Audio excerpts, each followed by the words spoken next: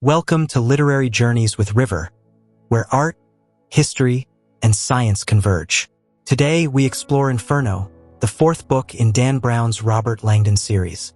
The professor awakens in a hospital in Florence with no memory, haunted by visions of Dante's hell and a voice urging him to seek and find.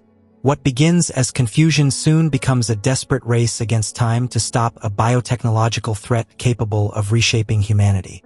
This is an illustrated summary, not the full book, but it captures the essence of every symbol and revelation. If you love stories that blend art, philosophy, and danger, subscribe, hit the bell, and tell us where you're watching from. Let's begin. Prologue 1. Inferno opens as a story that intricately weaves together art, literature, and science with unsettling precision. From the initial warning, it is made clear that all elements mentioned in the narrative, artworks, scientific and historical references, are real, lending the story a tone of urgency and plausibility. The reader is introduced to the concept of the Consortium, a private organization operating in 7 countries, whose name has been altered for reasons of security and confidentiality, suggesting a global network of power with covert activities. Finally, the central thematic framework is established: hell, as described by Dante Alighieri in his Divine Comedy. This hell is a chilling, structured realm populated by shades, souls trapped between life and death, evoking an intermediate dimension filled with suffering. This literary and symbolic context prepares the reader for a complex plot where reality and myth dangerously intertwine. Prologue 2. A figure who calls himself the Shadow crosses the ancient streets of Florence in a state of anguish and determination, pursued by enemies who have forced him to live for years in hiding. As he moves along the Via dei Castellani and hides beneath the Uffizi, his thoughts merge with infernal passages inspired by Dante.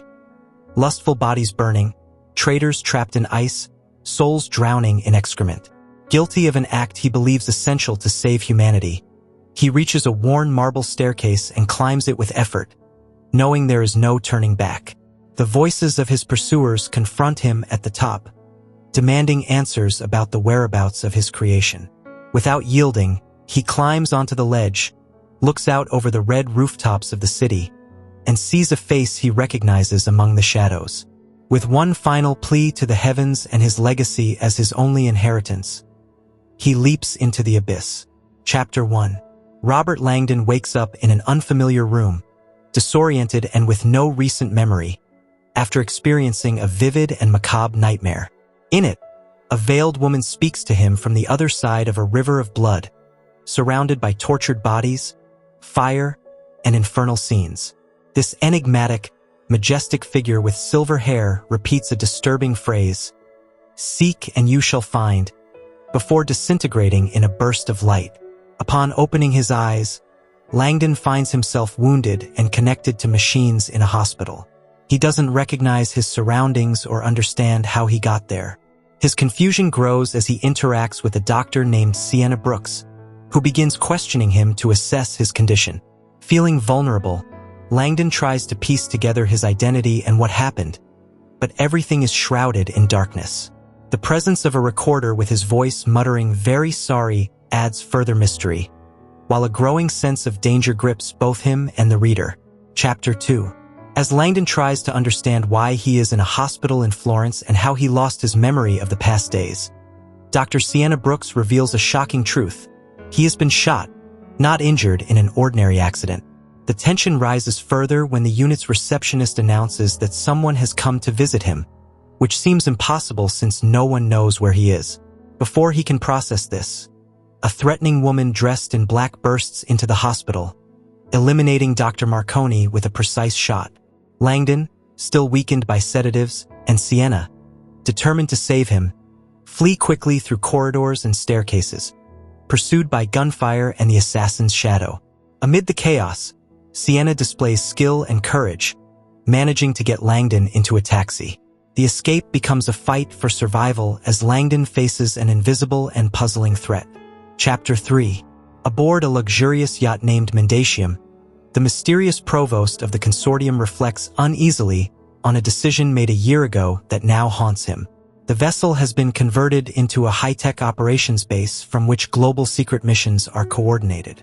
The provost, loyal to his code of never breaking a promise, watches with concern as a mission led by his agent Vayantha veers dangerously off course. Aware of the extreme risk, he expects flawless results. Vayantha, after making a mistake triggered by the coo of a dove, has caused a chain reaction. Meanwhile, Lawrence Knowlton, a senior consortium operator, receives a memory card containing a disturbing video. The content, meant for public release, shows a red-lit submerged cavern and a plaque signed by a client who is now dead. The date inscribed is the following day. The secret hidden in those waters could change the world. Chapter 4. After witnessing Dr. Marconi's murder, Robert Langdon and Sienna Brooks escape through a hospital turned into a war zone. Silenced bullets pierce doors and walls as Sienna, staying calm, grabs Langdon's blood-stained jacket and guides him through hallways, bathrooms, and empty rooms until they reach a side exit. Though Langdon can barely move due to the sedatives, his survival instinct forces him to keep going. They reach a dark alley where Sienna stops a sleeping taxi and manages to get Langdon inside just as the woman in black appears and opens fire. Glass shatters, a mirror breaks, and the rear window explodes. The taxi speeds away, barely saving them. Amid the chaos, Langdon loses consciousness as Sienna pulls the catheter from his arm. The attack raises more questions. Why is he being hunted?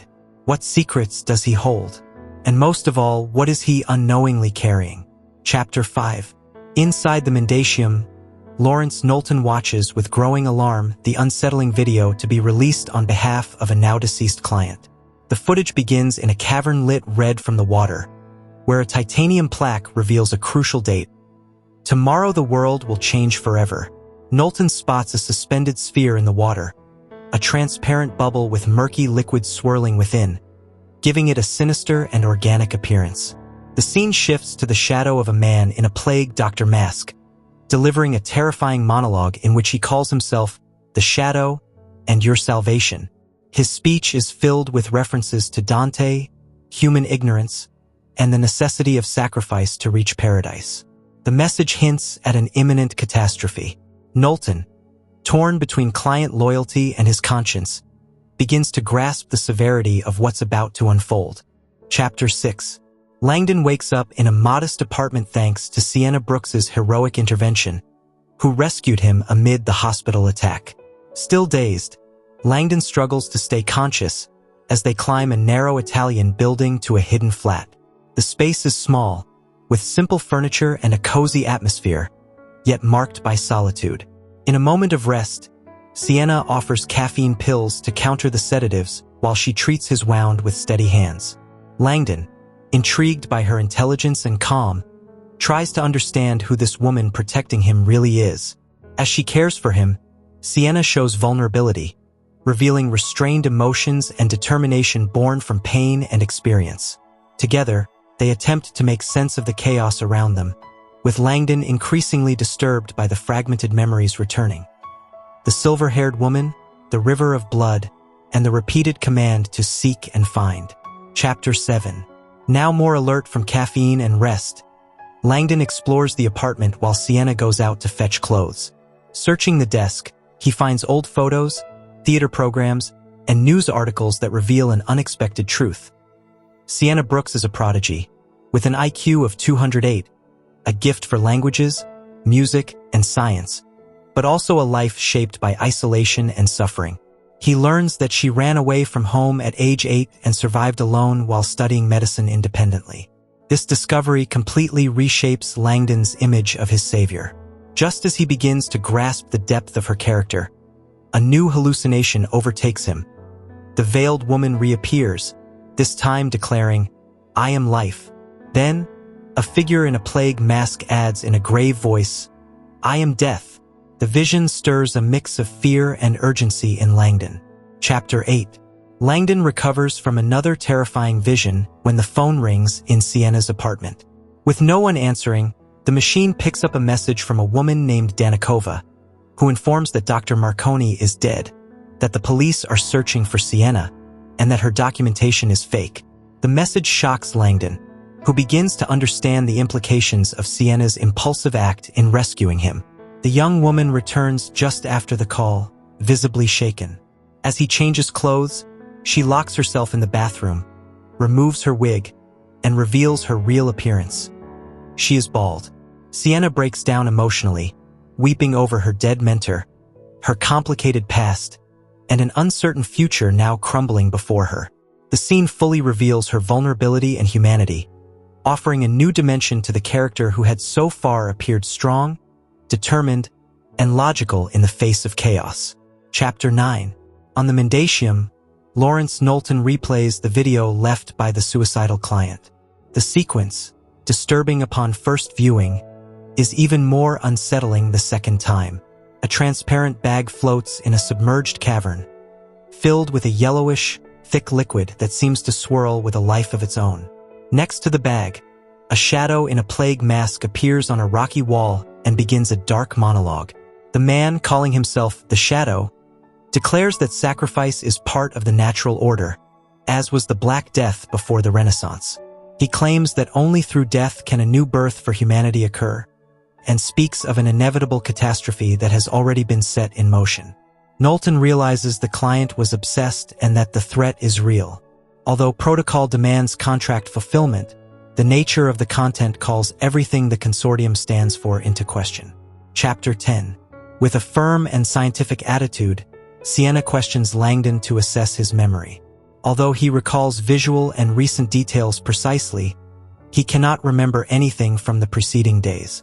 When he shares his latest vision, a woman declaring she is life and a masked figure stating he is death, Sienna links the symbol to an ancient plague mask. Examining his blood-stained jacket, she finds a hidden pocket Langdon had never noticed. Inside is a mysterious metal cylinder that neither recognizes at first, but which Sienna identifies with concern.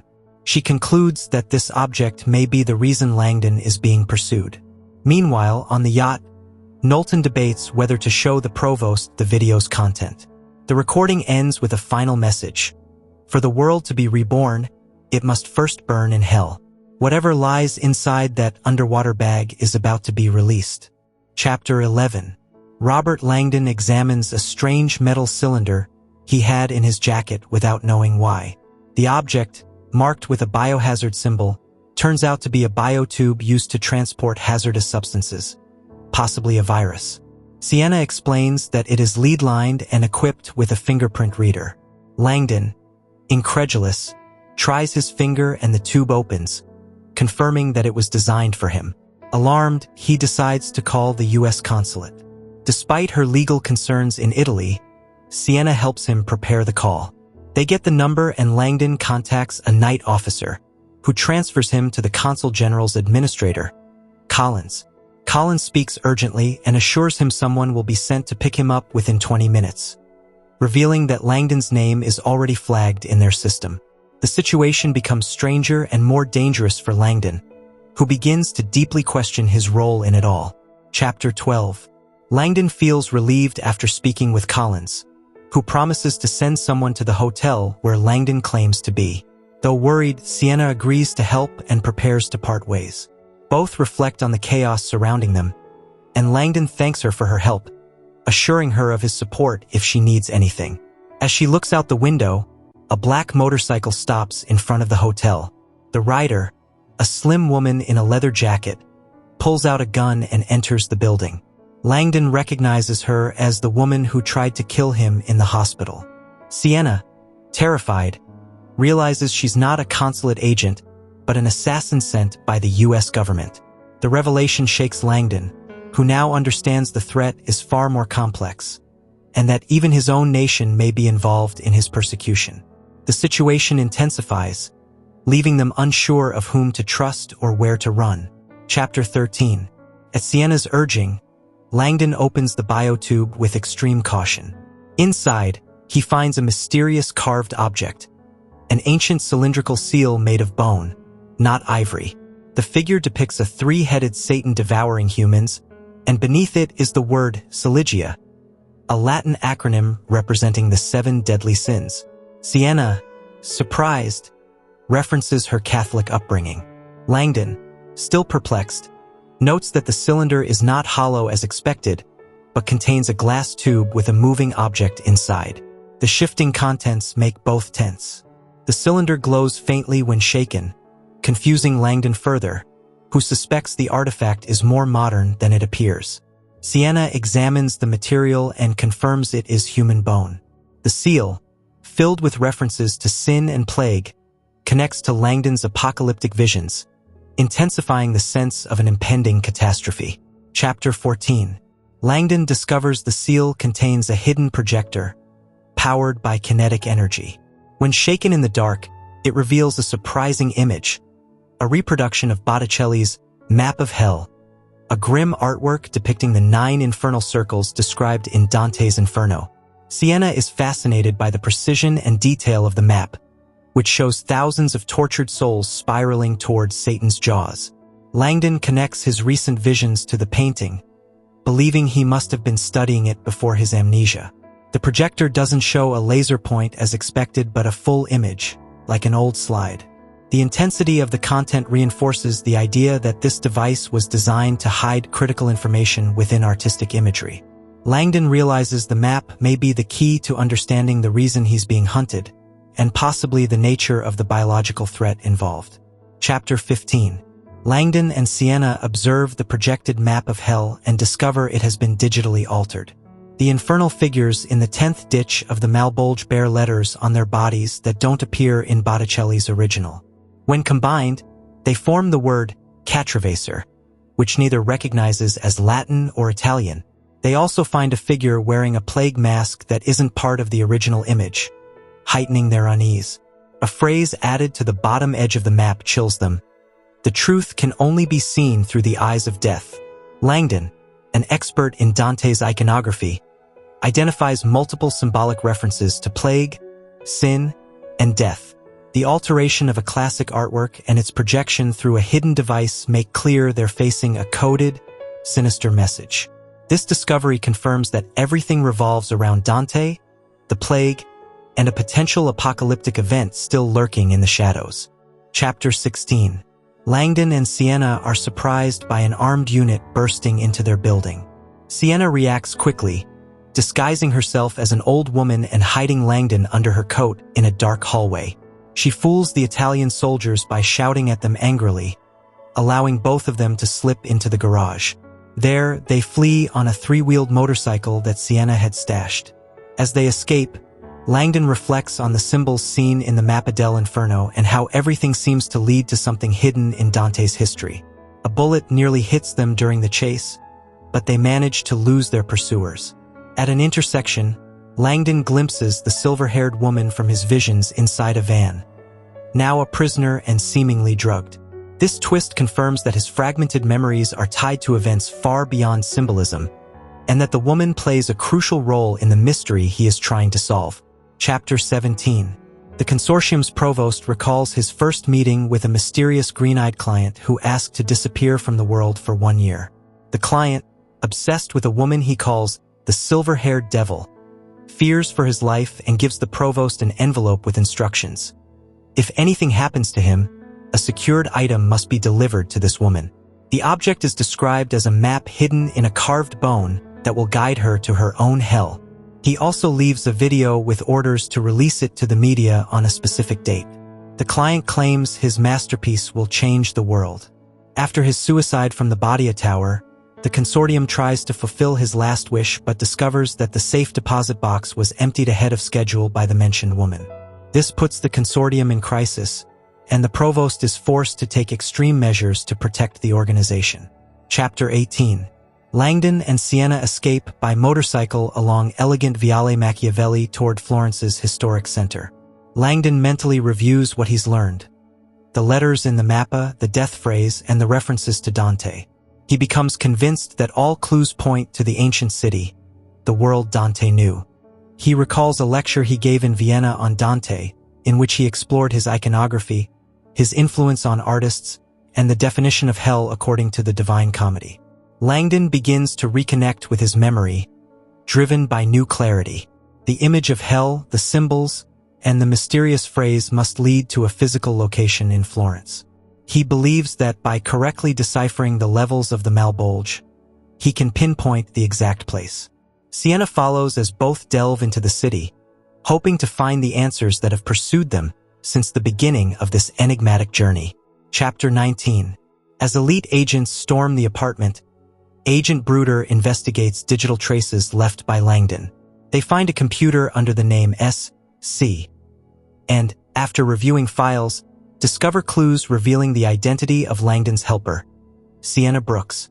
Bruder informs his superiors, stunned by what he's found. Meanwhile, Vaentha, now disavowed by the consortium, flees on her motorcycle, sensing her life is in danger. She recalls how, for a year, she protected a secret consortium client who only wanted to work in peace. But since the night before, everything has unraveled. Vaentha, once an efficient and solitary agent, watches her career and safety vanish after being abandoned by her organization. As the manhunt in Florence intensifies, she realizes her former allies no longer support her and that she's alone in an operation spiraling out of control, with potentially catastrophic consequences. Chapter 20. Langdon and Sienna arrive at Porta Romana, the historic gateway to ancient Florence. They find a police checkpoint blocking the path, with agents inspecting vehicles. They decide to hide at a nearby construction site, taking refuge behind a cement mixer and then beside a portable toilet near a wall. From there, Sienna mentions they're close to the State Institute of Art, explaining the well-drawn sketches on the toilet wall. While they wait, Langdon recalls a lecture on Dante and his depiction of the malbolge. He realizes that the projected version of the Mappa del Inferno is altered. The levels of hell are rearranged. Comparing them with the original, Langdon deduces that the letters Catravasor are not random but an anagram or clue. He shakes the projector and confirms that the 10th ditch was modified. The key lies in those letters and their connection to a precise location in Florence's old town. Inspired, Langdon takes the lead. They've cracked the code and know where to go next. Chapter 21. Robert Langdon and Sienna Brooks escape toward the Istituto Statale di Arte in Florence, blending in with a group of students. As they move toward Porta Romana, Langdon reflects on an ancient code composed of the letters Catravasor, linked to a mysterious message hidden in a mural at the Palazzo Vecchio. This message, discovered in the 1970s, has never been fully deciphered. Inside the institute, Langdon and Sienna plan to access the Boboli Gardens, a vast park behind the building. Sienna gathers information from students about a hidden entry point, allowing them to scale a wall into the garden. There, Langdon explains that the Medici were key patrons of the Renaissance, promoting artists like Michelangelo. As they observe the gardens, he mentally maps a route to the Palazzo Pitti, knowing they can cross the bridge from there to reach the Salone dei Cinquecento, where the mural bearing the enigmatic inscription Circa Trova is located. Chapter 22. Dr. Elizabeth Sinsky, director of the WHO, travels to New York 2 years earlier to give a conference at the UN. After her speech, she's mysteriously taken to the Council on Foreign Relations, where she meets a tall, enigmatic man who confronts her about the global issue of overpopulation. He uses a metaphor of folding a piece of paper 50 times to illustrate the exponential danger of population growth. He shows apocalyptic images of Dante's hell and reminds her how Machiavelli viewed plagues as a natural form of self-regulation. Although Elizabeth defends the WHO's efforts in birth control, the man mocks these initiatives and accuses the organization of ignoring the real problem. The dialogue becomes increasingly tense and philosophical, focusing on the conflict between saving lives and preserving natural balance. The man finally states that the ideal global population for humanity's survival would be just 4 billion. Chapter 23. Hidden in the Boboli Gardens, Langdon and Sienna analyze the digital projector and discover that Catravasor isn't random but misordered. Langdon realizes it's a scrambled anagram that, when rearranged, forms Circa Trova, a phrase written by Giorgio Vasari on a mural in the Salone dei Cinquecento at the Palazzo Vecchio. As they flee from a reconnaissance drone, Langdon recalls that Circa Trova means seek and you shall find, a clue his injured mind had tried to reveal by muttering Vasari. Sienna recognizes that phrase was embedded in her subconscious from her visions in the hospital. both understand they must go to Vasari's mural to find answers. The drone spots them, forcing them to move quickly through the garden. Langdon connects his hallucinations to actual past events for the first time, offering key insights into the message hidden within the renowned Renaissance artist's work. Chapter 24. Vayantha, the disavowed consortium agent, gets stuck in traffic at Porta Romana while trying to flee Florence. Seeing police activity and recognizing an AVI unit van, she realizes Robert Langdon is still free, reigniting her ambition. Despite orders to withdraw, she considers completing the mission solo to redeem herself with the consortium. If she captures Langdon before Bruder, she might save her career. Using her knowledge of Langdon's likely movements, she heads to the Ponte alle Grazie to intercept him should he try to cross into Florence's historic center via the Ponte Vecchio. This decision marks a turning point for Vayantha, who's willing to break protocol, take major risks, and gamble everything to regain her status. Convinced that Langdon is heading for Florence's heart, and that she still has a chance to catch him before he uncovers the mystery. Chapter 25.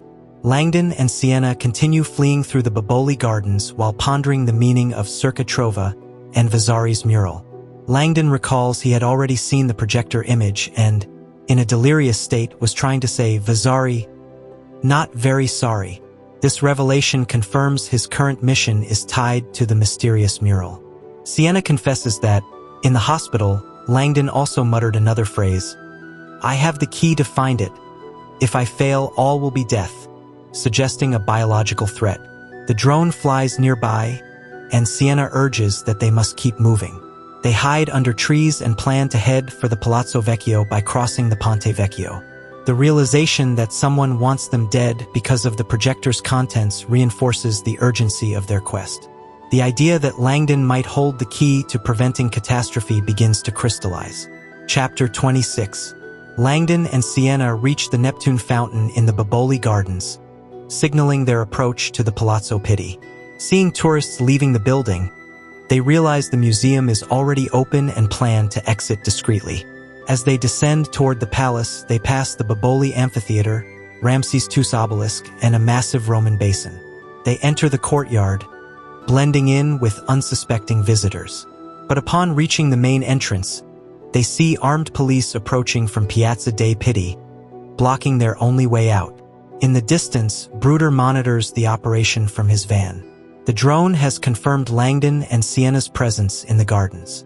Bruder views the park as a natural trap where no one can leave unseen. Meanwhile, Dr. Sinsky, drugged and weakened, remains seated in the van, aware of the operation but unable to intervene. Chapter 27. Langdon and Siena quickly retreat into the Palazzo Pitti after spotting the police.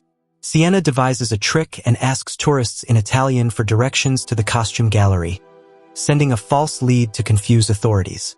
They then cross a clearing to access a path that keeps them hidden. In the distance, they hear the drone. From that trail, Siena briefly sees the Duomo's dome and the tower of the Palazzo Vecchio, their goal. As they descend the hill, they enter a more secluded area where Siena begins to question the plan. Langdon guides them to a hidden staircase, where they find a grotesque statue of a dwarf riding a tortoise. Beside it, they discover a locked door and an eerie cavern, the Buontalenti Grotto. Unable to open the door, they hide inside the cave just as the drone approaches. To Siena, the entrance seems like a symbolic gate to hell. Chapter 28. Vayantha crosses the city and positions herself at the Ponte Vecchio, certain that Langdon will use it to reach Florence's center. To conceal her identity, she wears a tourist cap and waits in the crowd. From her position, she watches the drone flying over the Palazzo Pitti and deduces Langdon has not yet been captured.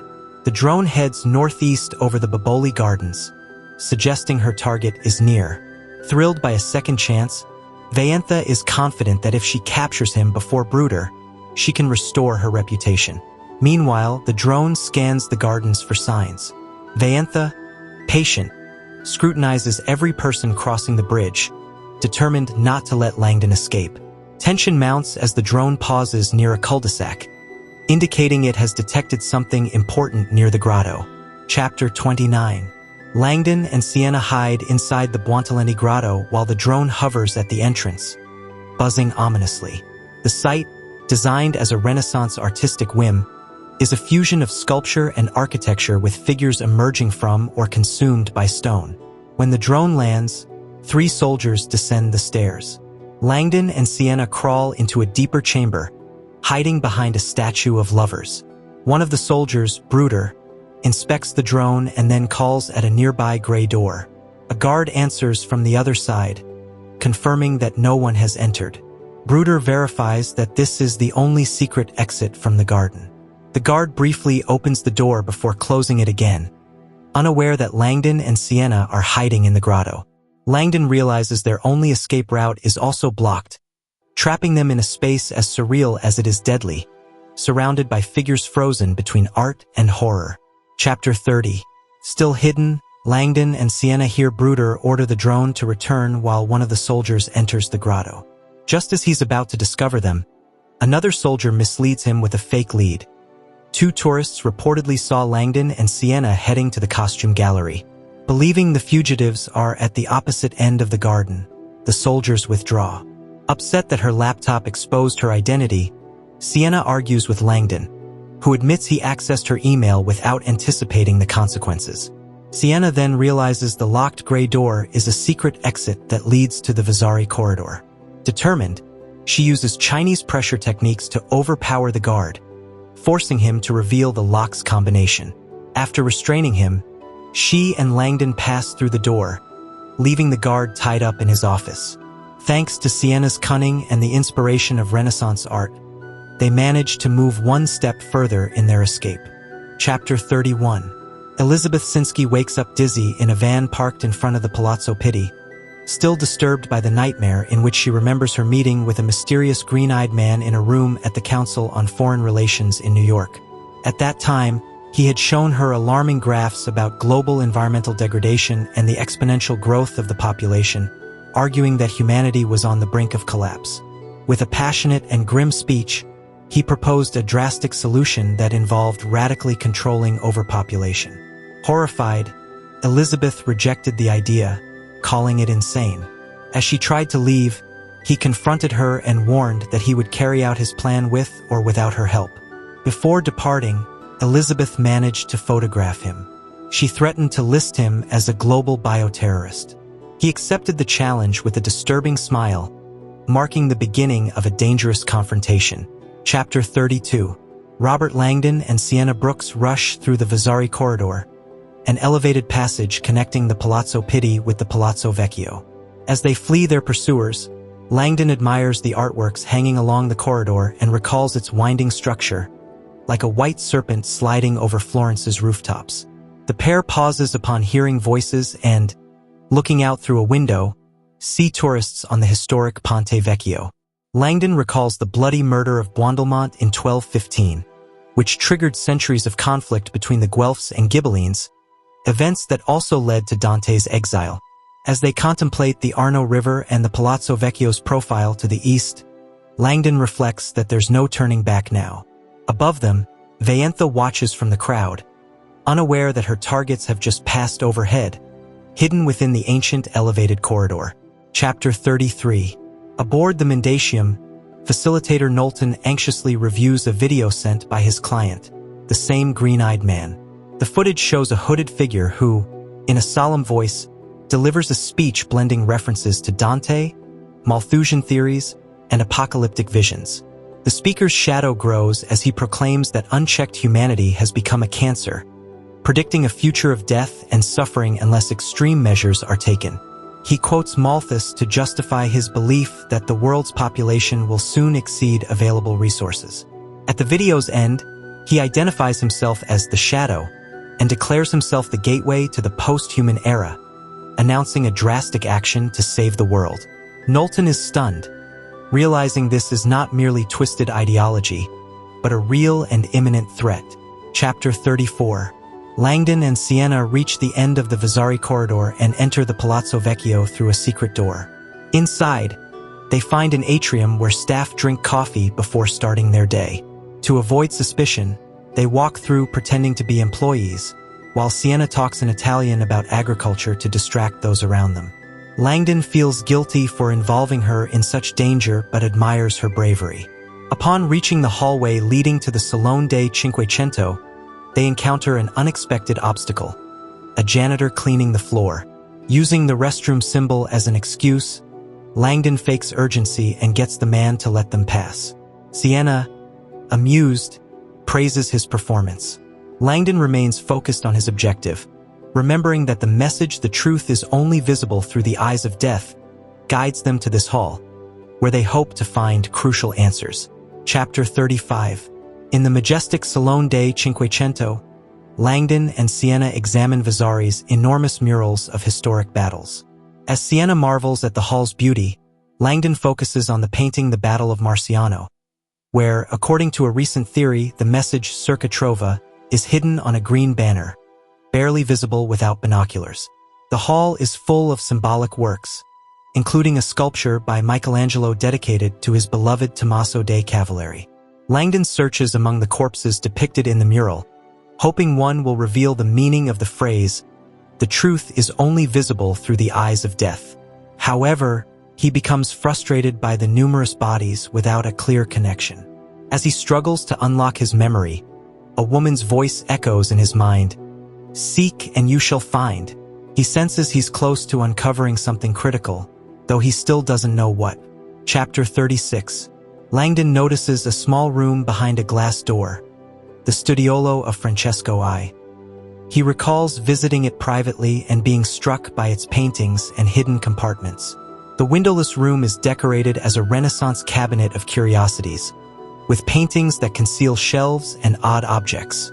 Although ancient relics are no longer displayed there, Langdon remembers seeing Damien Hirst's diamond skull for the love of God exhibited years before. Inspired by that memory, he considers that Eyes of Death might refer to a skull. As he contemplates this possibility, a pregnant employee approaches and recognizes him as Professor Langdon, though he doesn't recall meeting her. Sienna pretends to be his sister, and Marta Alvarez, suspecting nothing, offers to guide them to the museum's second floor. Langdon begins to connect the dots. The key might be a death mask. Chapter 37. Marta Alvarez accompanies Langdon and Sienna up the stairs to the museum's second floor, recalling that Langdon admitted his claustrophobia the night before. During their conversation, Marta notices he seems less energetic and more disheveled. Sienna shows impatience to see Dante's death mask, surprising Marta with her insistence. Along the way, Marta explains that Dante was exiled from Florence for political reasons and never returned in life. The mask symbolizes a posthumous return to the city he loved. She also shares the story of Dante's unfulfilled love for Beatrice Portinari, whose tomb lies in Florence. Upon arriving, a guard lets them in, and Marta guides them through the museum.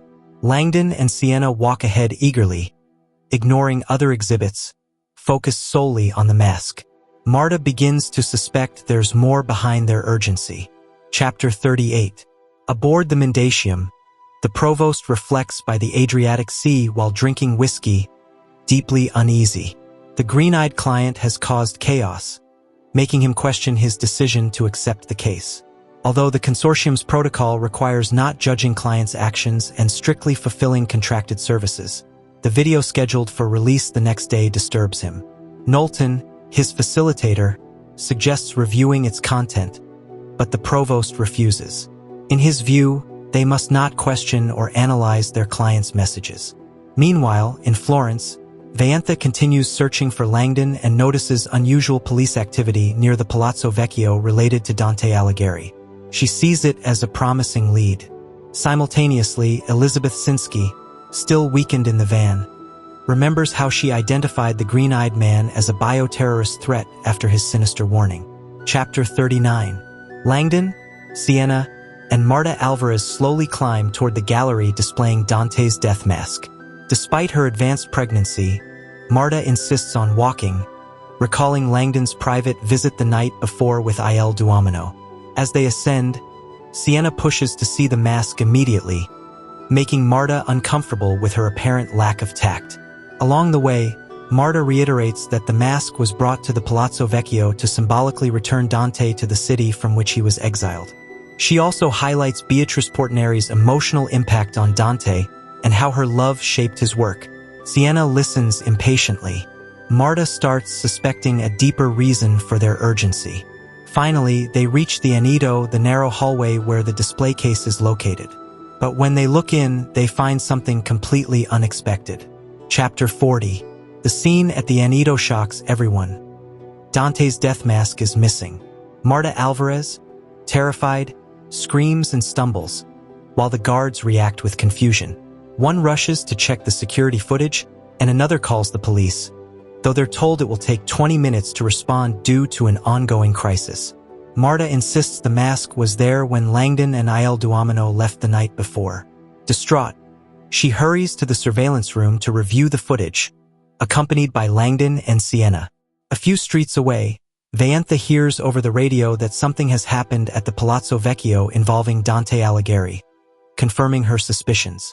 Upon learning that the Vasari corridor connects the Palazzo Pitti to the museum, she realizes how Langdon and Sienna managed to escape unnoticed.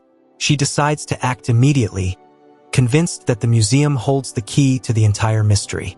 Chapter 41. Langdon watches the museum's security footage in astonishment as he sees himself with Ignazio Busoni opening the case containing Dante's death mask, without remembering any of it. The video shows him wearing surgical gloves, handing the mask to Ignazio, who then places it in his briefcase. Sienna and Marta Alvarez watch in confusion. Horrified, Marta points a gun at Langdon and demands an explanation, while he tries to justify the action by claiming Zobrist, the owner, had given consent. Upon hearing the name Bertrand Zobrist, Sienna goes pale and reveals he was a genius biochemist and pioneer of germline manipulation. She also describes his sinister theory on overpopulation and how he saw the Black Death as a blessing. Langdon begins to piece things together. Zobrist, Dante, the plague, and the mask may all be part of a terrifying plan still unknown to them. Chapter 42. Venice approaches the Palazzo Vecchio, convinced that Langdon is inside. She scans the tourists while entering the museum, moving through the galleries coldly and ignoring the artwork. Her focus is on spotting any police presence. Upon reaching the Salone dei Cinquecento, she's surprised to find no officers present and the place unusually calm. Suddenly, her walkie-talkie relays an urgent order to await reinforcements. At that moment, she sees a drone approaching from the Boboli Gardens, confirming that Bruder has tracked Langdon. Meanwhile, aboard the Mendacium, Knowlton battles his conscience while uploading Zobrist's video for release. He recalls the consortium's strict non-interference protocol and senses the content will go viral, broadcasting a disturbing message from the grave.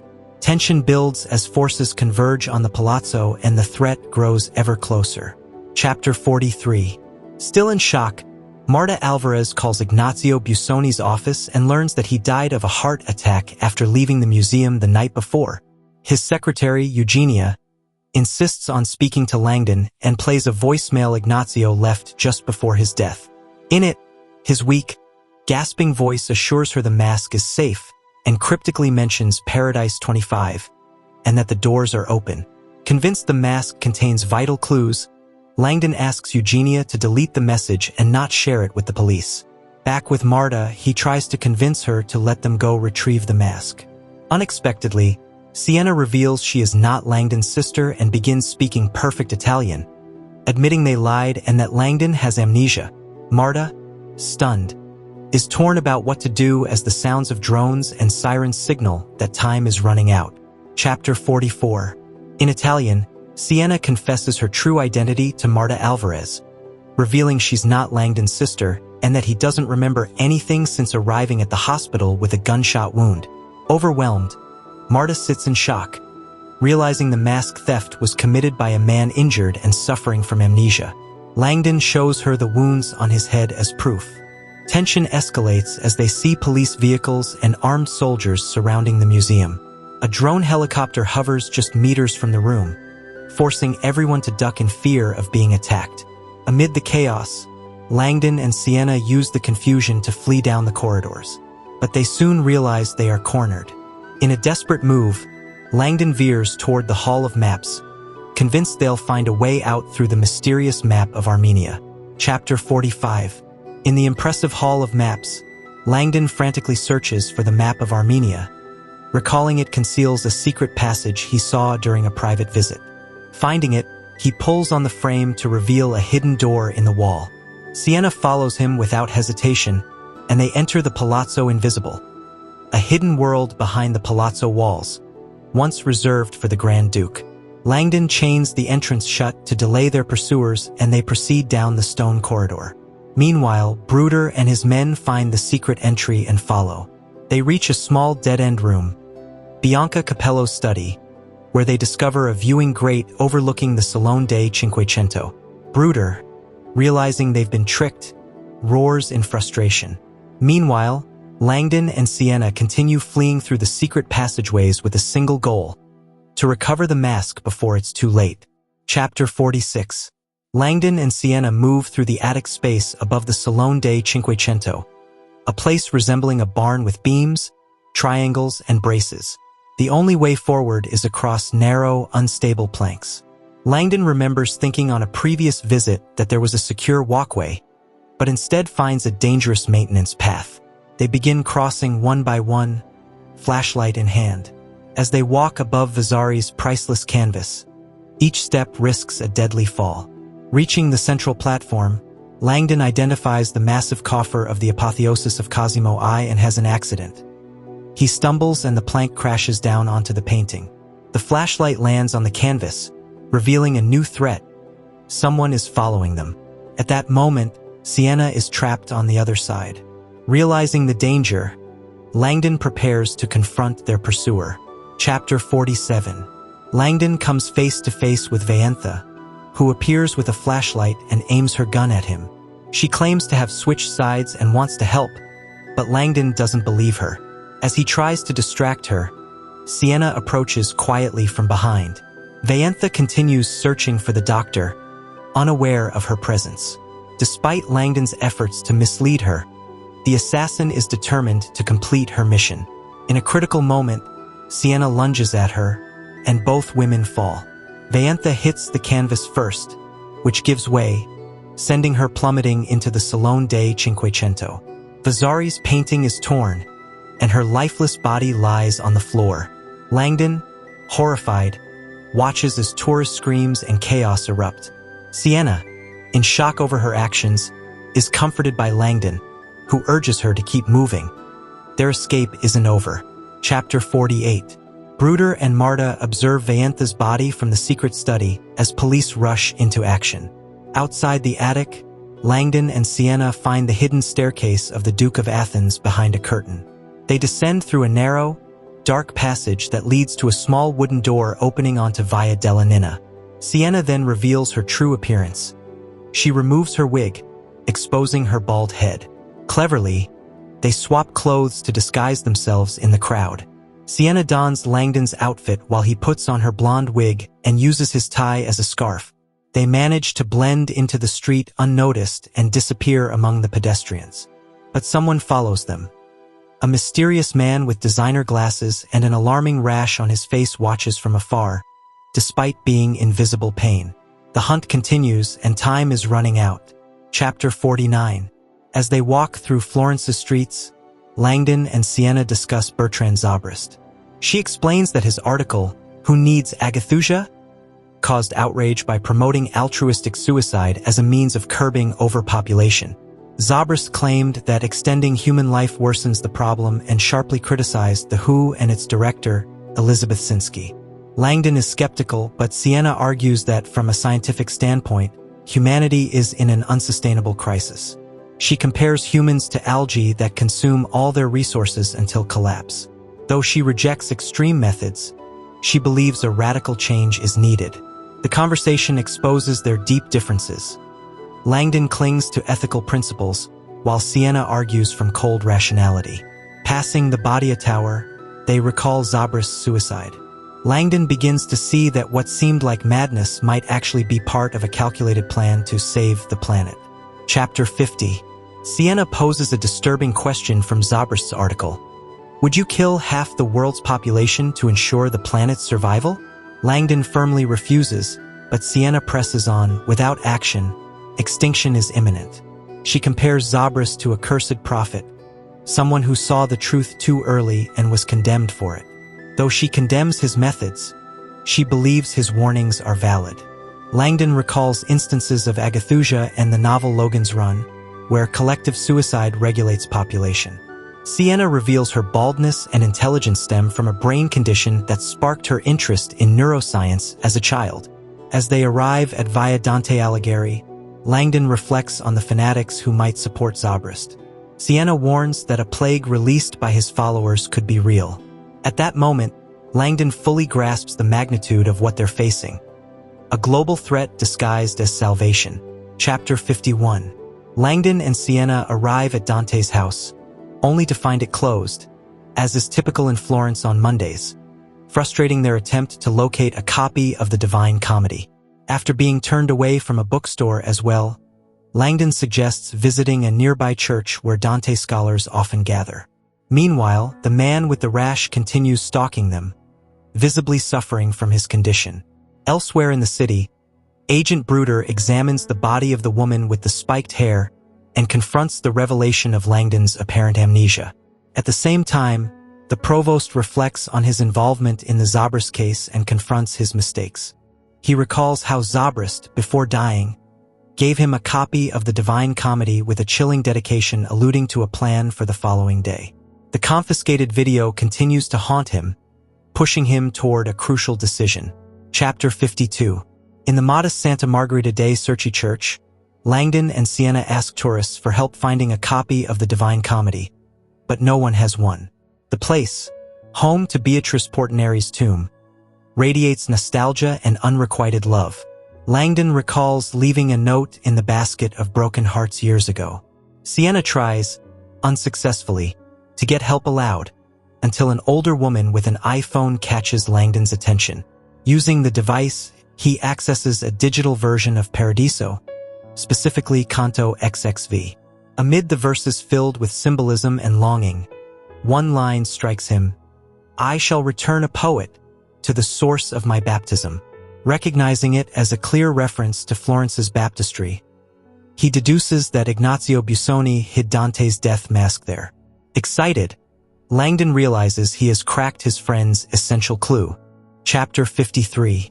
Guided by Dante's words, Langdon leads Sienna down the narrow Via dello Studio to the grand Piazza del Duomo.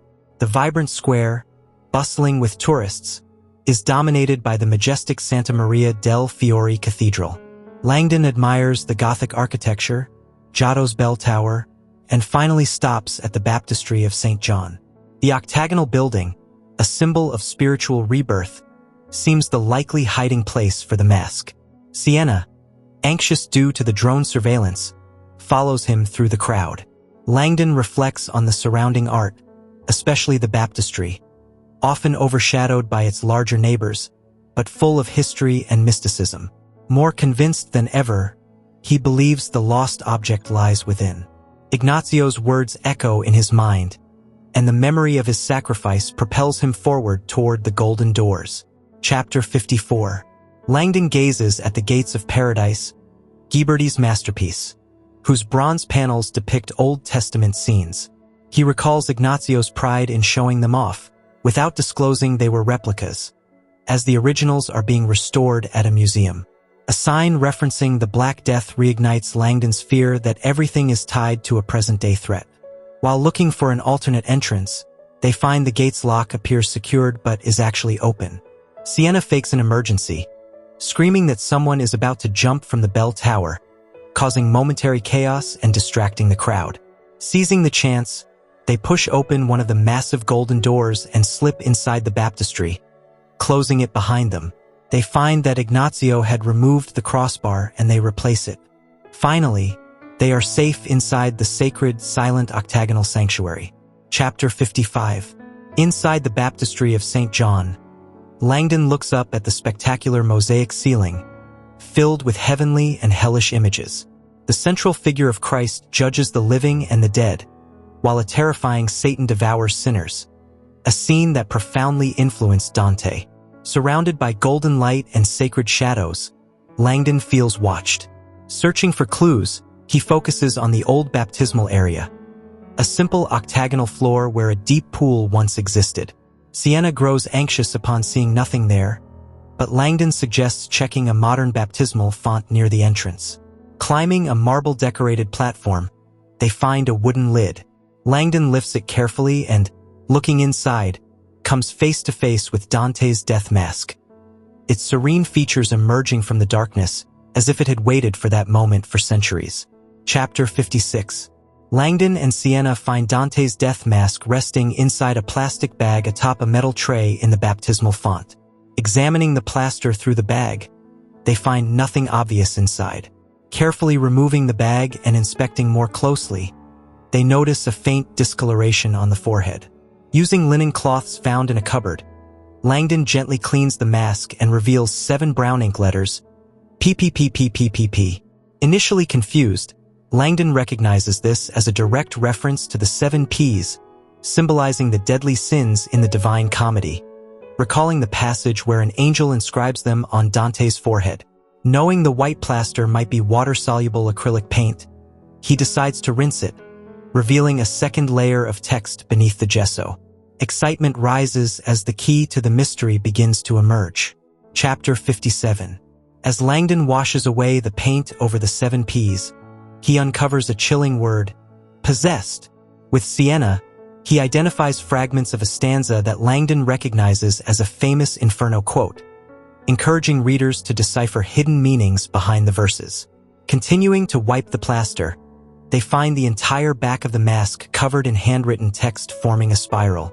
Shaped like an Archimedean spiral, the text completes 9 full turns, evoking the climb up Mount Purgatory. At the center is a reference to blood-red waters, echoing Langdon's visions. Finally, they uncover a key word, Venice. Sienna and Langdon realize the cryptic poem points to a site underground in the Venetian lagoon, possibly where something devastating is hidden. Suddenly, they hear a lock turning. Someone is entering the baptistry. Chapter 58. The man with the rash bribes the baptistry guide with $500 to let him in. Alone in the sanctuary, he scans the ceiling mosaics, searching for signs of Langdon and Sienna. He notices a swinging security rope, suspecting they are hiding behind the altar. Meanwhile, Langdon and Sienna crouch with the mask, planning to slip out with the next wave of tourists. The man spots them and calls Langdon by name, claiming to know him. Sienna stays hidden while Langdon confronts the stranger, who identifies himself as Jonathan Ferris from the World Health Organization. Sienna explains Langdon's amnesia and that she's helping him. Ferris, relieved, expresses concern for Elizabeth Sinsky, whom Langdon saw drugged in a van. Though Ferris presents himself as an ally, his rash and mysterious pursuit make Langdon wary. Chapter 59. Langdon stands to face the stranger, revealed as Jonathan Ferris, a WHO operative whom Langdon had supposedly contacted before losing his memory. Ferris, visibly ill, appears shocked by Langdon's amnesia and relieved to learn he didn't betray their mission. Sienna explains Langdon's medical condition, though both she and Langdon remain uneasy about Ferris's rash. He claims it's just an allergic reaction, but Langdon suspects otherwise. While Sienna seems to trust him, Langdon is unconvinced. Upon mentioning the mask and its contents, Ferris appears stunned. He confirms the poem points to Venice and insists they must leave immediately. Despite Ferris's urgency to flee before their enemies arrive, Langdon demands answers. Tension builds as they debate whether this man, whose presence becomes increasingly unsettling, can be trusted. Chapter 60. In New York, editor Jonas Falkman receives a call from Langdon asking him to use his NetJets card to book an urgent flight. Though skeptical, Falkman agrees after hearing Langdon's desperate tone. Meanwhile, an operator in Ohio books the flight from Lucca to Geneva, but a red alert appears when she enters Langdon's passport number. She quickly notifies authorities. Agent Bruder receives the update and orders his team to move to the Lucca airport. However, it was all a diversion orchestrated by Sienna. While the agents chase the plane, Langdon, Sienna, and Ferris drive to Santa Maria Novella station to catch a train to Venice. Although the plan seems successful, Langdon watches Ferris with concern. His rash has worsened, and his breathing becomes labored, heightening tension within the group. Chapter 61. Elizabeth Sinsky, still groggy from the drugs, reflects on Robert Langdon's possible fate as the van drives away from Florence. She thinks of Geneva, the WHO headquarters, but something doesn't add up. She recalls her first meeting with Langdon aboard a military C-130, when she recruited him to analyze a cylinder containing a projectable image, an altered version of Botticelli's Map of Hell. Langdon identifies references to Dante and a coded phrase, circa trova. As he analyzes the clues, Sinsky tests his trustworthiness with the symbol on her necklace. Langdon, sincere, explains the difference between the caduceus and the rod of Asclepius. She confirms she knew it and was measuring his honesty. She confesses she needs his help to go to Florence and find what the message conceals. Reluctantly, Langdon accepts the challenge, knowing time is of the essence. Chapter 62. Aboard the Frecciargento train to Venice, Langdon, Sienna, and Ferris travel with Dante's death mask resting on the table as the tension builds. Langdon demands answers about his recent past, but Ferris and Sienna insist he shouldn't force his memories, as his amnesia might worsen. Caught between doubts and mistrust, the professor focuses on the mission. Sienna brings up her suspicion about Ferris's rash, and he laughs, claiming it's just an allergic reaction. Langdon tries to distract himself with the passing landscape, but Zobrist's looming plague still haunts him. He chats with Sienna, who lightens the mood with humor and warmth. The mask once again becomes the center of attention. As he gazes at it, Langdon confronts the hidden poem within. Hundreds of kilometers away in the Adriatic, Knowlton receives the uneasy provost aboard the Mendacium, who demands to watch the video Zobrist left, drastically shifting the course of their decisions. Chapter 63. Langdon studies the text found on the death mask and deduces that the allegorical references point to the search for a treacherous Venetian doge. Together with Sienna and Ferris, he analyzes the poem, deciphering hidden symbols. Decapitated horses, blind men's bones, and a golden mouse ion linked to wisdom. Langdon identifies St. Mark's Basilica as an ideal place to begin, connecting the poem with its golden mosaics, the Doge's power, and its proximity to the Doge's palace. Sienna suggests the sound of water could lead them to the palace's foundations, submerged in the lagoon. Langdon agrees, convinced the location is tied to a chthonic monster symbolizing the plague. The poem's final references evoke Dante's Inferno, and the group plans to kneel inside the basilica to follow the sound of water. Silently, Langdon thinks of Sinsky and the urgency his recurring visions have echoed. Seek and you shall find. Chapter 64. Knowlton plays Zobrist's unsettling video for the provost aboard the Mendacium. On screen, a red underwater lagoon appears as the message's stage. A pointed figure, the Shadow, addresses the world with radical ideological words. He declares he has created something that will change the world, a masterpiece submerged in this aquatic womb he calls Inferno. The provost listens with growing unease to the deceased biochemist, who expresses pride in his creation, convinced humanity must be saved through sacrifice. The inscribed date reveals the climax is set for the next day. Upon seeing the suspended bubble underwater, the provost orders the video to stop, shaken by the threat it represents. He realizes he can no longer act cautiously and demands to contact FS 2080, the person who recommended Zobrist. The gravity of the message forces him to break his strictest protocol and urgently seek answers. Chapter 65. In the train's bathroom, Ferris faces a hard truth. The rash covering him has worsened, and a dark spot on his chest is growing uncontrollably. In pain and confusion, he realizes the situation has completely changed. My friends are now my enemies, he thinks, coldly plotting his next steps. Back with Sienna and Langdon, he hides his condition and pretends his phone died after a call. Sienna, eager to continue researching online, resigns herself to wait. Meanwhile, aboard the Mendacium, the provost makes an unprecedented decision to contact Dr. Sinsky directly and show her Zobrist's video. Knowlton is shocked by this breach of protocol, since who has always been seen as a threat by the consortium. Even so, he receives the order to bring Sinsky onto the ship. The risk of a global catastrophe has overridden all previous rules. Collaboration is now imperative. Chapter 66. As the train nears Venice, FS 2080 recalls the first night with Bertrand Zobrist during a blizzard in Chicago. That intimate, unexpected encounter marked the beginning of a relationship that went far beyond desire. Bertrand, charismatic and passionate, was not just a lover, but also an inspiration and ideological guide. FS 2080 remembers the transformation from fascinated follower to devoted companion of his transhumanist cause. The memory of Zobrist's warm body in a hotel, his green eyes, and his confidence contrasts with the present pain, the fresh loss and the betrayal felt after his suicide. Now, FS 2080 travels alongside Langdon, hiding both identity and true intentions. Watching Robert, FS 2080 prepares emotionally for what lies ahead, knowing fate will take them to the heart of Venice. With eyes lost in the lagoon's waters, a vow is made to continue Zobrist's legacy, no matter the cost. Chapter 67.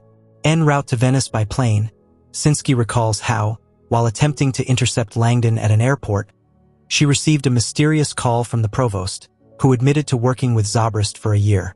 He told her about the secret video and offered to cooperate. Though distrustful, Sinsky knew she had no other choice. She remembered how, days earlier, she had recruited Langdon without giving him the option to refuse. Aboard the C-130, the professor, startled by the windowless plane, began to understand the scale of the problem: Zobrist's obsession with transhumanism and overpopulation. Sinsky explained that Zobrist believed humanity had to be drastically reduced to be saved. In that context, Langdon suggested contacting Ignazio Busoni to access Vasari's mural. Anticipating danger, Sinsky had hidden the projector inside a secret pocket sewn into Langdon's jacket. As the plane approaches Venice, she prepares to find him and face the impending threat. Chapter 68. Langdon, Sienna, and Ferris arrive at Santa Lucia train station, where Venetian bustle surrounds them in colorful chaos. They hide Dante's death mask in a locker before boarding a luxurious water taxi piloted by Maurizio Pimponi, an elegant Venetian who takes them along the Grand Canal to St. Mark's Square. Along the way, Langdon notices the Church of San Geremia, where the remains of St. Lucia, the patron saint of the blind, are kept. Inspired by the saint's legend, he recalls how her body was stolen and divided by powerful leaders who believed her bones granted longevity. As they continue, Langdon and Sienna deduce that the treacherous doge in the poem could be the one who stole the saint's bones. Their conversation, interspersed with historical anecdotes and Venetian sites, leads them to conclude that the doge's palace and St. Mark's Basilica will be key to solving Zobrist's riddle. Chapter 69. The boat takes them to the piers of St. Mark's Square amid choppy waves and colossal cruise ships. Langdon admires the elegance of gondolas and their symbolic details while reflecting on Venice's history, splendor, and decline. As they draw closer, he marvels at the Doge's palace's majestic facade, with its delicate porticos and marble patterns. The city's history echoes with the plague that ravaged it and gave rise to the word quarantine. Amid the awe of the square's beauty, Langdon anxiously notices the uncontrollable rise of tourism. As Maurizio docks near the Hotel Danieli, Ferris appears distracted, lost in thought as he watches the boats. Langdon, Sienna, and Ferris disembark unaware that they're being watched. As they cross toward the Doge's palace, Langdon loses himself in thoughts of the treacherous Doge, increasingly convinced that the clues are drawing them dangerously close to a truth buried beneath marble and gold. Chapter 70. Elizabeth Sinsky sails across the lagoon in a futuristic speedboat after landing at Marco Polo Airport. She recalls a previous trip to Venice marked by the painful confession of her infertility and gazes at the Venetian islands without nostalgia. Her destination is the Mendacium, the provost's mysterious yacht, where she is welcomed and offered an unexpected deal: cooperation. Aboard, Sinsky finds a frenetic environment and busy crew members. The provost takes her to a private cabin and shows her a copy of the Divine Comedy inscribed by Zobrist. He then reveals the biochemist's chilling video: a submerged cavern, an imminent date, and the threat of irreversible global change. Sinsky demands to know the location, but the provost admits he doesn't know. Overwhelmed by the revelation, she realizes the threat is imminent, and they must find the location before it's too late. Chapter 71. Langdon, Sienna, and Ferris make their way through the crowds of St. Mark's Square. Admiring the columns that frame the city's entrance, Langdon recalls their historical use for public executions. As he heads toward the basilica, Sienna becomes suspicious of Ferris, who lags behind, pretending to be fatigued. Watching him secretly, she sees him using a phone he had claimed was out of battery, confirming her mistrust. She slips away and catches up with Langdon. When Ferris rejoins them, breathless, Sienna sees desperation in his eyes. In front of the basilica, Langdon marvels at its architectural richness and the horses of St. Mark. A street vendor shows him Venetian masks, and upon seeing one shaped like a plague doctor, Langdon has a revelation. The horses in the poem are not literal. They are the statues on the basilica's facade. He realizes that the crucial clue about the treacherous doge is right in front of him, exactly where he least expected it. Chapter 72. Struck by his epiphany, Langdon recalls how the horses of St. Mark were looted from Constantinople by order of the Venetian doge and beheaded for transport. This poem reference finally makes sense. When Sienna and Ferris arrive, Langdon excitedly tells them the poem's horses are the statues on the basilica's facade. Together, they head to the museum housing the originals. Langdon recounts their tumultuous history. Cast in the 4th century, stolen by Theodosius II, looted during the Crusades, taken to Paris by Napoleon, and returned after his fall. The collars on the statues today were added to hide the cut marks. While admiring the original horses, Ettore Vaio, the museum curator, appears and greets Langdon. After a brief chat, Langdon asks who ordered the beheading. Ettore reveals it was Enrico Dandolo, a long-lived, blind doge who stole St. Lucia's bones and led the sack of Constantinople. Chapter 73. On the Mendacium, Elizabeth Sinsky watches Zobrist's video in full.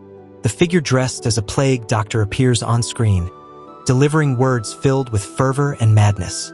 Zobrist reveals his face, claiming his masterpiece, the Inferno, was created out of love for humanity, and especially for someone he calls his guide and salvation. FS 2080.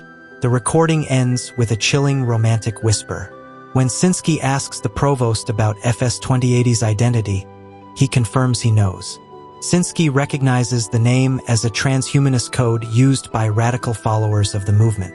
With the provost's help, she shows it's based on a model by FM 2030, the first recognized transhumanist. The code confirms FS 2080 is a devoted disciple of Zobrist. Alarmed, Sinsky realizes they're not facing a lone threat but a dangerous, widespread ideology. Chapter 74. Langdon, Sienna, and Ferris enter St. Mark's Basilica, bathed in golden light highlighting its thousands of mosaics. They ascend to the museum to examine the original horses and confirm Enrico Dandolo's involvement. As Ferris grows visibly weaker, Langdon contacts Ettore Vaio, who reveals Dandolo was the blind doge who led the Fourth Crusade and brought St. Lucia's bones to Venice. His longevity was attributed to the saint, and he lived nearly a century. Langdon identifies him through a door illustration and confirms his identity. However, Dandolo's tomb is not in Venice. Before they can gather more information, armed soldiers storm the church. Langdon peers from the balcony and sees them sealing all exits. At that moment, Ferris collapses to the ground. Sienna screams for help as Langdon realizes things have become far more complicated than they imagined. Chapter 75. As Ferris lies deteriorating on the floor, Sienna confirms it's not a heart attack but internal bleeding. Searching his belongings, she discovers he lied about his phone. A woman accuses them of attacking him, adding to the chaos. Sienna urges Langdon to flee, and they escape to the balcony amidst stunned tourists. Circling the basilica, they find a door and descend into St. Mark's crypt. Darkness surrounds them, but they navigate to a small underground chapel lit by skylights. Sienna tries using Ferris's phone without success, while Langdon recalls Dandolo isn't buried in Venice. Spotting a Latin inscription on the floor, He realizes he must search for Henricus Dandolo. The final revelation hits him like a bolt. The blind Doge's tomb lies in another country, in a golden museum of wisdom, but not in Italy. With a shudder, Langdon whispers the truth to Sienna. They've been searching in the wrong country all along. Chapter 76. The Gypsy Mask Seller by St. Mark's Basilica witnesses an unusual scene. A blonde woman struggling to exit a narrow underground shaft, while a tall man tries to lift a heavy grate from below.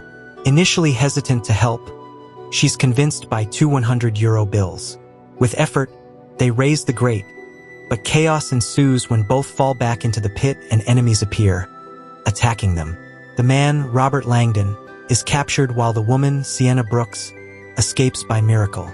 From above, she tries to save him in vain. Before running down the Merceria dell'Orologio, she leaves the promised money for the gypsy and, through tears, bids farewell to Langdon, whispering her regret. The gypsy watches her vanish into the crowd, unaware she has just witnessed a pivotal moment that will alter the world's fate. Chapter 77. Robert Langdon regains consciousness in a floating infirmary, rocked by the sea. Confused, he remembers his capture in St. Mark's crypt and the mysterious pressure that knocked him out. Upon waking, he's confronted by the agents who restrained him and learns he's aboard an ECDC yacht. There, he meets Elizabeth Sinsky, director of the WHO, who reveals she recruited him to locate a pathogen created by Bertrand Zobrist. Still disoriented, Langdon learns the soldiers were trying to protect him, not harm him, and that his strange behavior had raised suspicions. Sinsky explains he had been under surveillance since disappearing in Florence, even suspected of having been bribed to deliver the plague. Langdon, unable to recall anything, begins piecing things together as Sinsky urges him to trust her. Time is running out. A new character, the Provost, appears, claiming he can show Langdon something that will clarify everything. Chapter 78.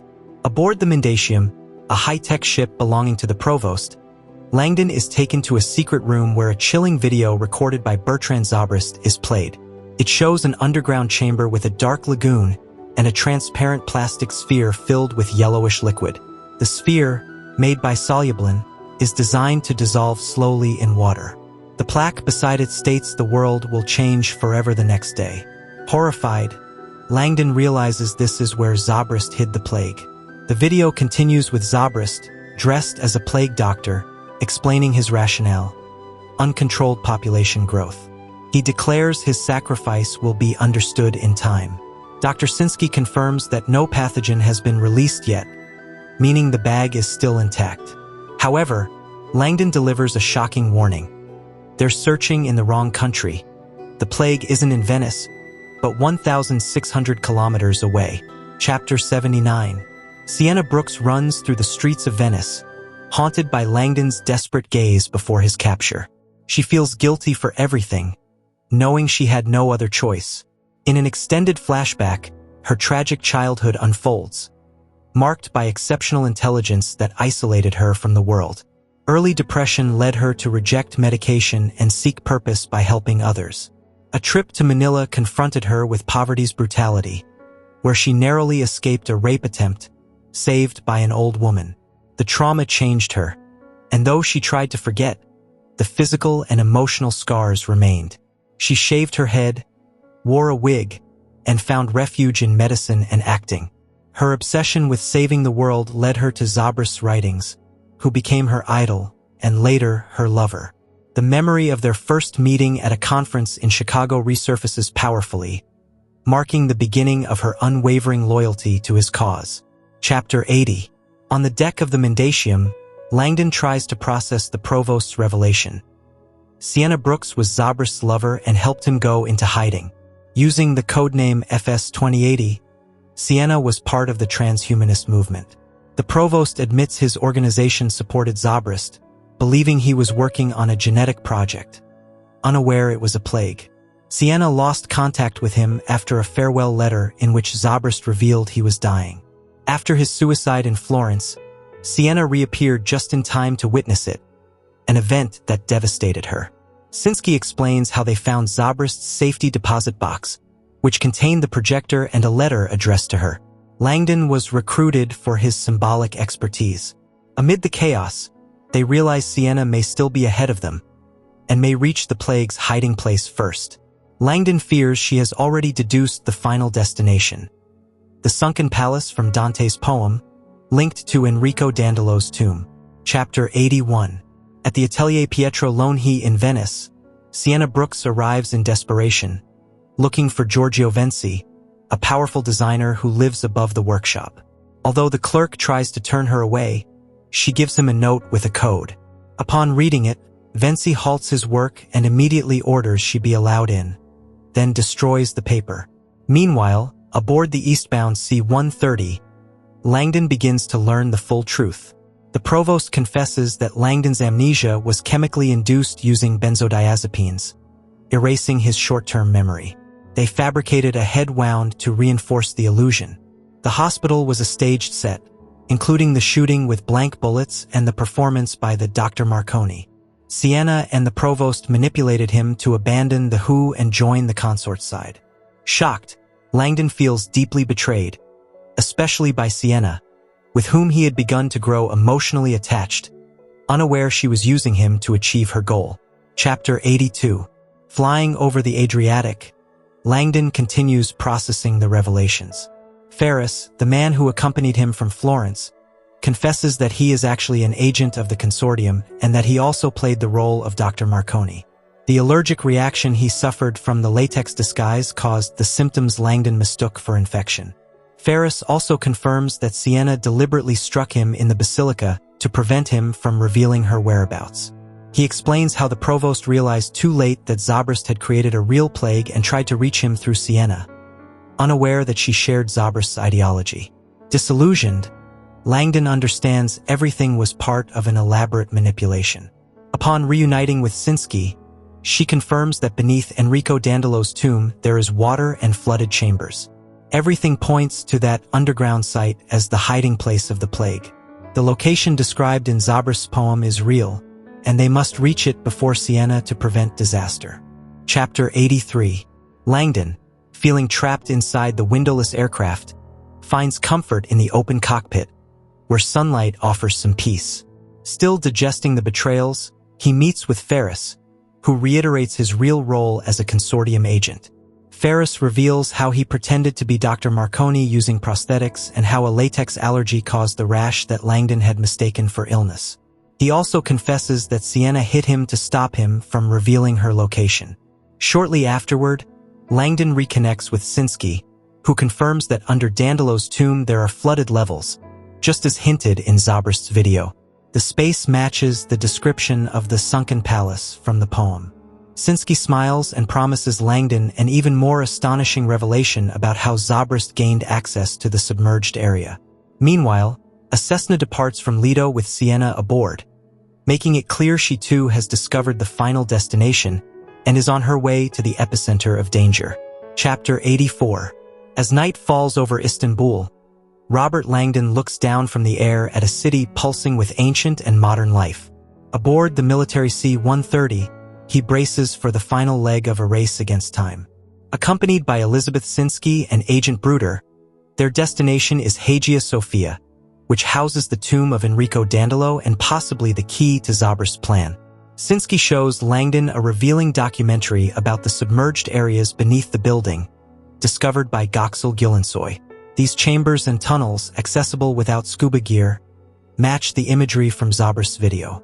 Bruder theorizes that a soluble bag containing an infectious agent was placed there, designed to dissolve under optimal conditions. Once on the ground, the only reception is a driver from the Swiss embassy, proof that the mission remains entirely covert. Chapter 85. Langdon travels through Istanbul in a van with Sinsky and Bruder, watching the rainy city pass by. In his mind, beauty and death blur together, as he remembers the city's history as a plague epicenter. He reflects on Dante's poem and how the verses point to a symbolic descent into hell, now made literal by the threat hidden by Zobrist. Reaching Sultanahmet Park, they're delayed by traffic from a concert and must continue on foot. Passing historical landmarks, the silhouette of Hagia Sophia looms in the mist. Langdon reflects on the city as a crossroads of the world, the perfect place to unleash catastrophe. The van halts, and as Bruder gives orders to his team, Langdon feels they are about to enter a space where history, faith, and science dangerously intertwine in a dance of destruction. Chapter 86. Confined in the C-130, the provost reflects on his fall from power. Once a master of global deception, he is now a prisoner of his own mistakes. He remembers how Sienna Brooks, once a brilliant collaborator of the consortium, introduced Bertrand Zobrist as a client, thus triggering the current chaos. He believes his punishment is just for having built his life on complex lies in service to governments and billionaires. Tension rises when a WHO official reveals that Sienna has secured a private plane and landed at Hazarfen Airport, less than 30 kilometers from Hagia Sophia. The fear that she is near the potential pathogen's incubation site becomes real. The provost, sensing that his fate is sealed, watches helplessly as his old methods prove irrelevant in the face of a threat he helped unleash without grasping its global implications. Chapter 87. Langdon, Sinsky, and Bruder arrive at Hagia Sophia under heavy rain. As they approach, they reflect on the building's violent history, marked by conquests and religious transformations. Agent Bruder gets a call confirming that Sienna Brooks is already in Istanbul, increasing the tension. They are greeted by Mirsat, a museum guide who admires Langdon's academic work. Excitedly, he leads them through the main entrance to the Esenarthex, where Langdon requests to visit Enrico Dandolo's tomb. Mirsat is surprised by the request, expecting them to be more interested in famous mosaics, but complies. His curiosity grows as he notices Langdon's indifference to the artworks typical of a scholar's interests. The group's solemn determination raises Mirsat's suspicions, and he begins to suspect that their visit has a far darker purpose than it appears. Chapter 88. Inside Hagia Sophia, Langdon is awestruck by the sanctuary's grandeur. Golden light from the dome and sacred mosaics evokes a celestial atmosphere. Mirsat explains how the museum exhibits both Christian symbols and Islamic calligraphy, a testament to centuries of religious transformation. Fascinated by the coexistence of such different iconography, Langdon recalls that both religions are rooted in sacred texts, though expressed differently. Bruder, impatient, insists on seeing Dandolo's tomb, prompting Mirsat to guide them upstairs. Langdon is surprised to learn the tomb is above, not in a crypt, which further intrigues the guide. Despite Mirsat's growing confusion, Langdon stays focused on the mission, seeking in art and architecture the symbolic clues that will bring him closer to Zobrist's deadly puzzle. Chapter 89. Langdon kneels before Enrico Dandolo's tomb on the upper floor of Hagia Sophia. Following Zobrist's poem, he places his ear against the stone and hears a faint murmur of water. Bruder confirms he hears it too. Mirsat explains that water sounds are common, as the building stands over vast, damp caverns. When Bruder asks about an underground space with columns, Mirsat mentions the city's ancient cistern, Yerebitan Sarai, or the sunken palace. This revelation immediately aligns with the poem's clues. Though confused, Mirsat points out that the cistern is just 1 block away. Langdon realizes that this is the true location of the threat. The group leaves Hagia Sophia at once, knowing the final answer lies underground, where the city's history converges with a desperate race to stop a biological catastrophe. Chapter 90. Langdon, Sinsky, and Bruder rush toward Yerebitan Sarai under a heavy downpour. Mirsat explains that the cistern no longer supplies water but is now a tourist attraction with walkways and a cafe. The biggest surprise comes when they see that a free concert of Liszt's Dante Symphony is taking place that night, sponsored by an anonymous donor. The warm, stale air rising from the underground suggests that a viral pathogen may be spreading in the form of a bioaerosol. Bruder decides to enter and locate the solublin bag without protective suits to avoid panic. Langdon insists on going with him, convinced he can outmaneuver Sienna if she has arrived. They descend the staircase as Liszt's dramatic chords echo. The atmosphere is oppressive. They know the cistern may be the starting point of a global pandemic, and every second counts to find ground zero before it's too late. Chapter 91. Langdon and Bruder enter the cistern, stunned by its dimension and infernal aesthetics. Columns lit from below rise from the water, creating the illusion of a submerged forest in a reddish mist. Dante's symphony reverberates while hundreds attend the concert, unaware of the danger. Langdon closely examines the surroundings and notices a sign pointing toward Medusa. He knows Zobrist deliberately chose that symbol. He runs along the walkway until he finds a colossal inverted Medusa head used as the base of a column. From there, the carved gaze points toward a corner of the cistern. Langdon realizes this is ground zero. Bruder descends into the water while the professor advances along the walkway. The tension peaks. The thick air, the music, and the symbolism combine to create an apocalyptic atmosphere. They are about to find out whether they've arrived in time or if catastrophe has already begun. Chapter 92. Bruder enters the water cautiously, illuminating the cistern's bottom with his flashlight, following Medusa's gaze. Langdon watches from the walkway, holding his breath as the music swells.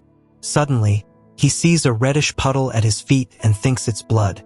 Following the trail, he realizes it's just water. Someone emerged from the water at that spot. Turning around, he spots a figure in a burqa slowly rising and looking at him through the grill. It's Sienna Brooks's eyes. Before Langdon can react, she charges and knocks him down, escaping down the walkway. Dazed, Langdon realizes she arrived before them and may already know the exact location where Zobrist left his creation. The chase begins, and the fate of the world hangs by an invisible thread. Chapter 93. Bruder ventures deeper into the underground lagoon and finds Zobrist's plaque, engraved with a key date and a message marking a turning point for humanity. As he searches for the Solublin bag, he's horrified to discover it's gone. Only floating shreds remain. He realizes they're too late and the virus has been released. Upon receiving the news, Sinsky rushes down the stairs and sees the crowd gathered in the cistern. Unaware they're in a contaminated area, Bruder orders the doors closed to contain the infectious agent. Though Sinsky hesitates, she gives the command. At that moment, a woman in a burqa followed by Langdon causes a stampede by yelling in Turkish. The crowd bolts for the exit. Sienna escapes just before the doors shut.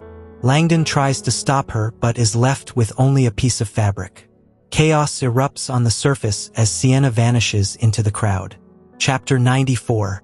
Langdon chases Sienna through the streets of Istanbul.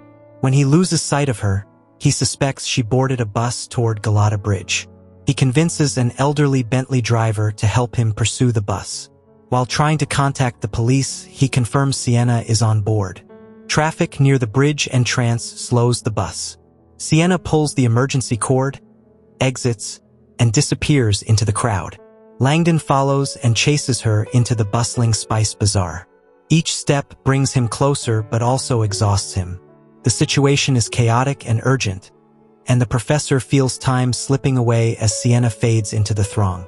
He knows that if she crosses to the other side of the Golden Horn, they will lose all hope of stopping her or understanding her plan. Chapter 95. Langdon follows Sienna into the heart of the spice bazaar. The place is packed, turning the pursuit into a struggle through color, scent, and chaos. Sienna, agile and determined, weaves swiftly through the stalls while Langdon pushes through the crowd.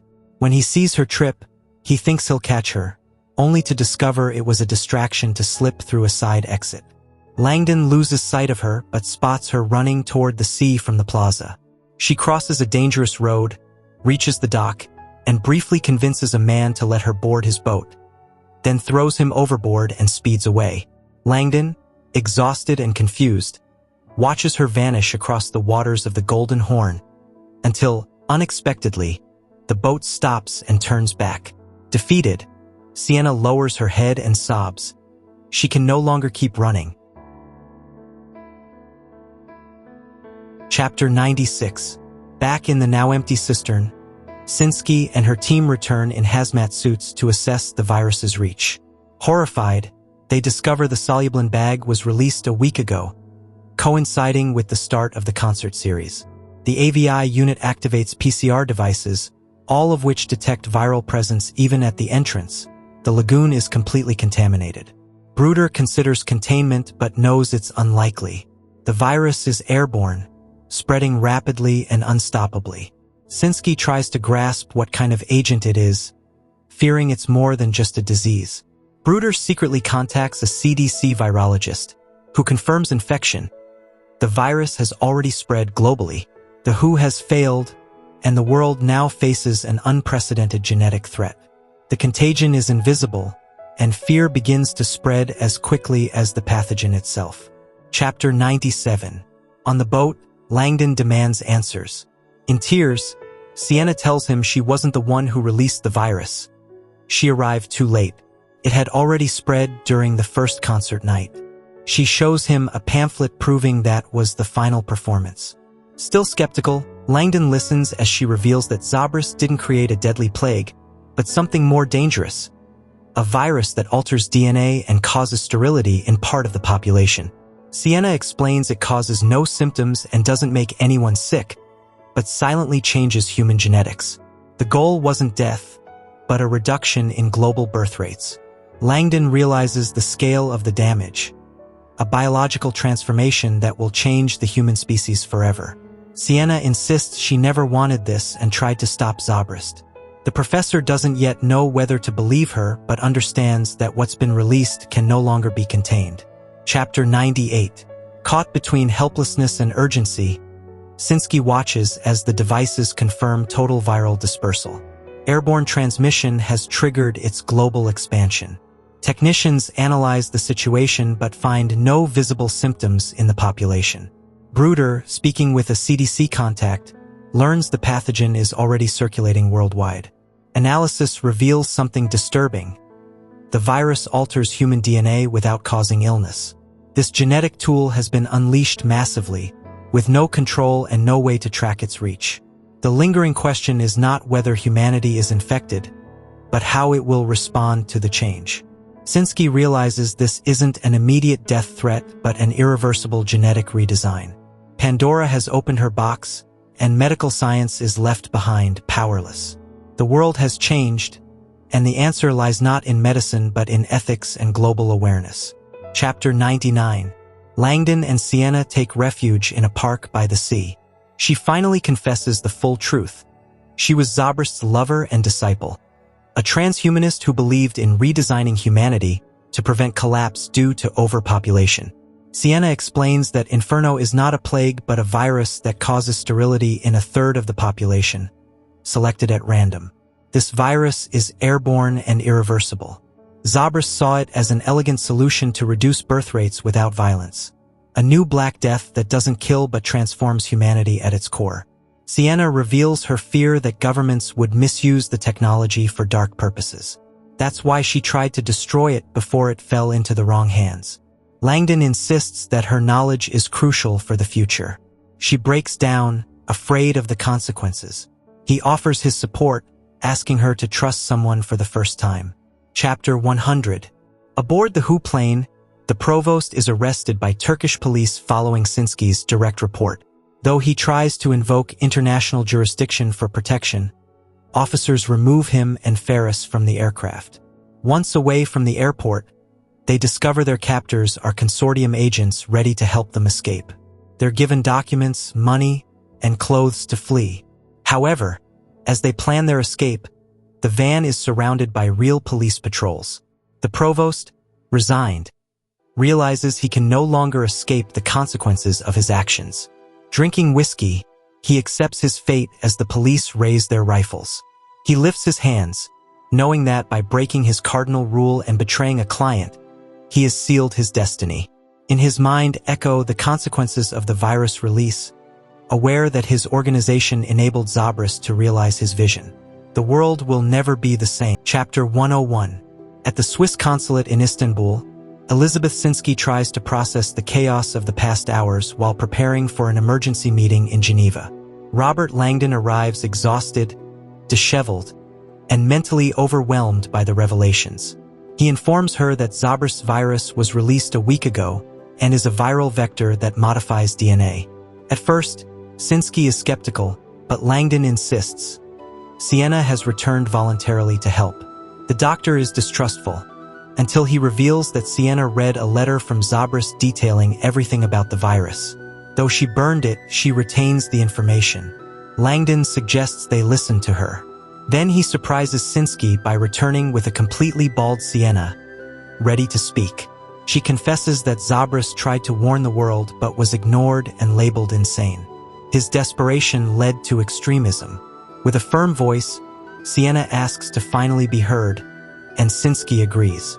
Chapter 102. In the early morning hours, Sinsky silently listens as Sienna outlines the contents of Zabras' letter.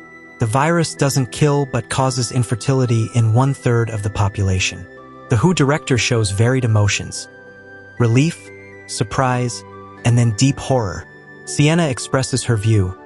Trying to reverse the effects could be even more dangerous, as altering the genome without full understanding might unleash worse consequences. Shocked, the doctor voices an unthinkable idea. What if they don't want to counteract the virus? She acknowledges that without an alternative plan, undoing it would reset the overpopulation problem. Sinsky invites Sienna to attend the Geneva meeting to share her perspective. Langdon encourages her, stressing the need for her moral insight. Sienna reflects on humanity's responsibility in evolution, Zabras' role, and the importance of ethical decisions in this new reality. Chapter 103. At Ataturk Airport, Langdon accompanies Sienna and Sinsky as they prepare to fly to Geneva together. As final preparations are made, Langdon declines to join the trip, saying he's done his part. Sinsky sincerely thanks him and gives him a moment alone with Sienna. She silently watches the runway, emotional. As Langdon approaches, an intimate moment unfolds. Sienna asks him to visit someday and, without warning, kisses him. Langdon embraces her, recognizing a blend of fragility and resolve. Moved, Sienna confesses she finally feels she has a purpose.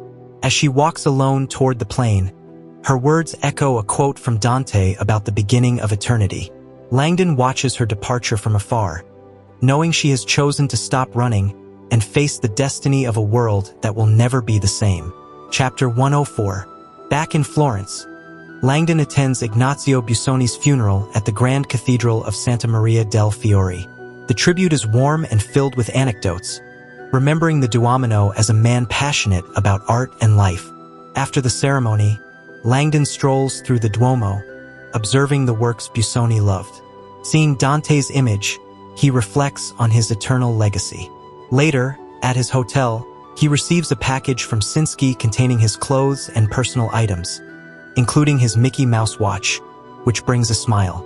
Carefully, he takes Dante's death mask back to the Palazzo Vecchio and secretly returns it to its display case, the spiral poem from Zabras still on its back. Satisfied, he leaves the museum discreetly.